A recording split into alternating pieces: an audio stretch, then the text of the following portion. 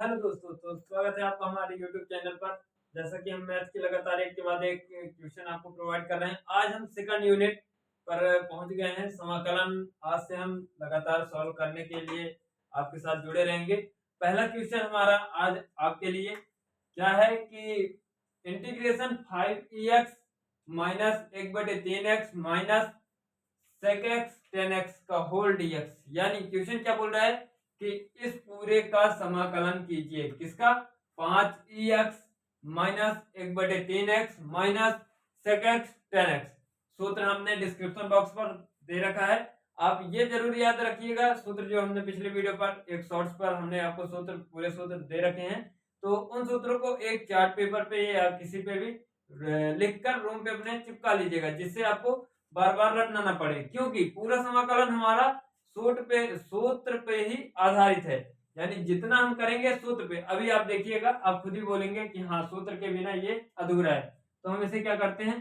Solve. तो जब solve करेंगे तो क्या करेंगे? सबसे पहले हम इंटीग्रेशन और dx इसको सब में लगा देंगे, यानी सब के साथ गुणा कर देंगे। तो पहले हम एक बार इसके साथ, एक बार इसके साथ और एक बार इसके साथ। तो ये हमने लिखा सॉल्व में इंटीग्रेशन 5e⁻x dx माइनस बराबर integration 1/3x dx minus integration sec x tan x dx।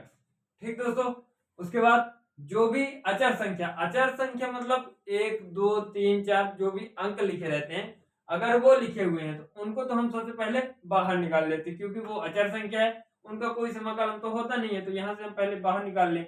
ये हमने 5 बाहर निकाला। इंटीग्रेशन e⁻x dx माइनस 1/3, ये हमने क्या किया बाहर। Integration 1/x dx minus sec x tan x dx।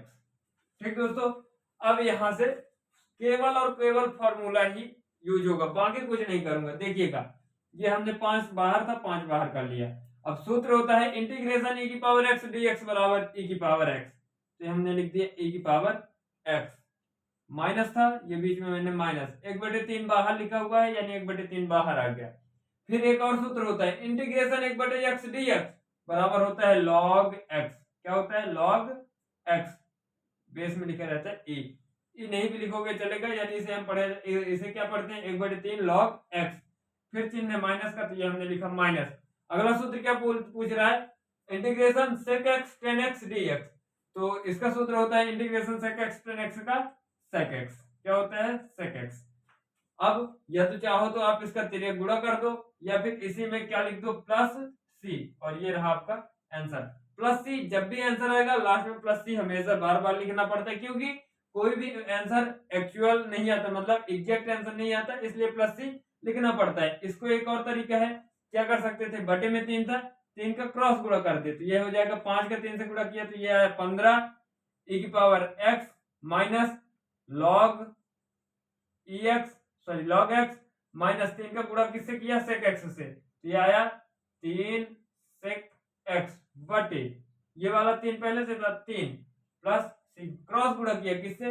इसका इससे किया और ये किया। 5 का 3 से किया 15, 3 का गुणा किया sec x से sec x, और ये log ex का गुणा x से किया तो log ex बटे में 3 था 3 प्लस सी। या तो फिर आप ये कर सकते हैं, यानी दो में से कहीं पे भी छोड़िए, चाहे यहाँ पे आप छोड़िए यहाँ पे छोड़िए, आपको नंबर पूरा मिलेगा। अब इसी तरीके से एक हम और एग्जांपल देखते हैं। पेपर पे एक इसी तरीके से क्वेश्चन आना 100% रहता है, मतलब वो 3 नंबर का क्वेश्चन, अगर 3 4 5 का सेट बनता है तो 3 नंबर का क्वेश्चन हमारा यही रहेगा।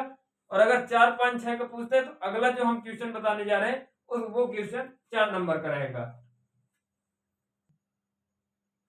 जैसा कि अभी अभी हमने एक क्वेश्चन करके आया अभी पिछले ही पार्ट्स में, तो हम अब आगे क्या क्वेश्चन है उस पर फिर से बात करते हैं। कहने का मतलब कि अभी हमने 3 अंक का क्वेश्चन करके आया, अब 4 अंक का।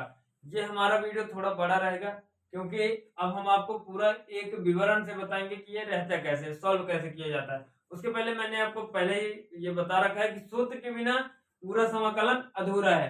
जैसे हनुमान के बिना राम अधूरे, वैसे ही सूत्र के बिना हमारा समाकलन अधूरा है। तो आप ध्यान में रखिएगा कि अगर सूत्र नहीं बना तो पूरा समाकलन आपका बेकार जाएगा। यानी बोला जाए तो 4 3 7 5 12 12 से 14 अंक इसके आते हैं। यानी पहले यूनिट से आएगा आपका 16 नंबर का, दूसरे यूनिट से आएगा 14 से 16 अंक का ऐसे ही तीसरे यूनिट से, उसके बाद ऐसे ही चौथी यूनिट से। तो हम देखते हैं इसमें पहले हम क्या करेंगे, सबको अलग अलग। तो ये लिखा हमने सॉल्व पे, क्या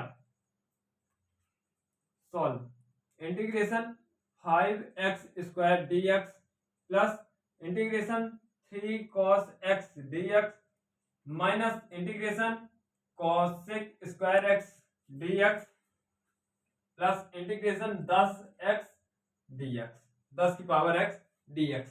अब देखिए, अब हम थोड़ा सा सूत्र भी साइड पे देखेंगे कि कहाँ पे कौन सा सूत्र लगेगा। पहले तो हम इसको अलग अलग कर लें, अचर संख्या को बाहर कर लेंगे, चर संख्या लिखा रहेगा।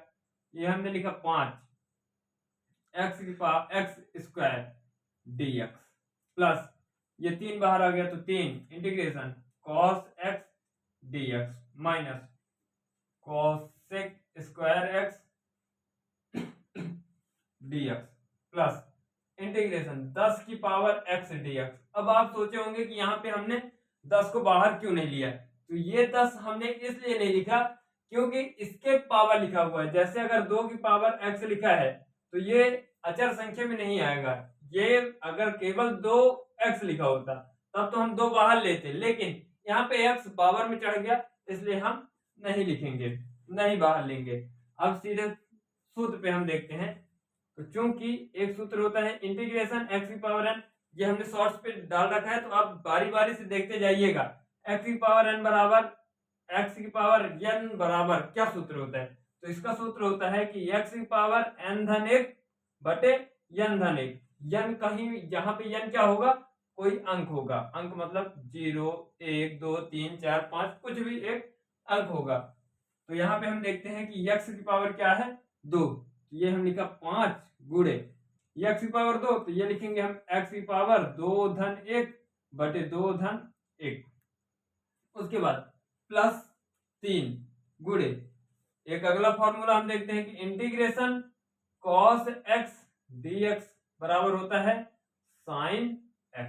ये फॉर्मूला है, इंटीग्रेशन cos x dx बराबर होता है sin x। तो cos x की जगह में हमने क्या लिख दिया, sin x माइनस अगला फॉर्मूला हम क्या देखते हैं कि इंटीग्रेशन cosec² x dx बराबर क्या होता है, तो माइनस का cot x। क्या होता है, माइनस का cot x।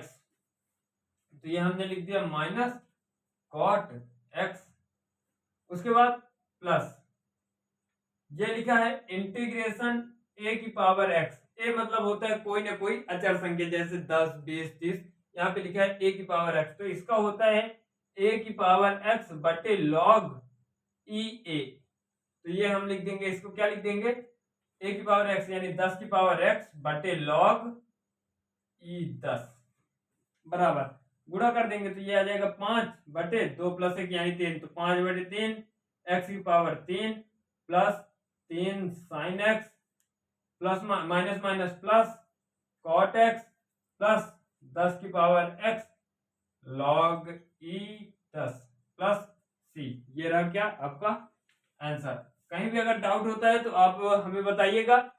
अब मैंने आपको जैसा बार बार फिर से बता रहा हूं कि सूत्र के बिना पूरा समाकलन अधूरा है। अगर आपको सूत्र नहीं आ रहा है, आप बारी बारी से पढ़िए, नोट्स बनाइए, कुछ भी करिए, लेकिन पूरा समाकलन का सूत्र करीब 17 सूत्र हैं, वो 17 सूत्र आपको याद होने चाहिए, तभी आप इस 17 नंबर के काबिल होंगे। बाकी अगर आपको कहीं भी इस सूत्र पे, इस क्वेश्चन पे डाउट होता है तो आप हमें कमेंट बॉक्स पर कमेंट करिएगा।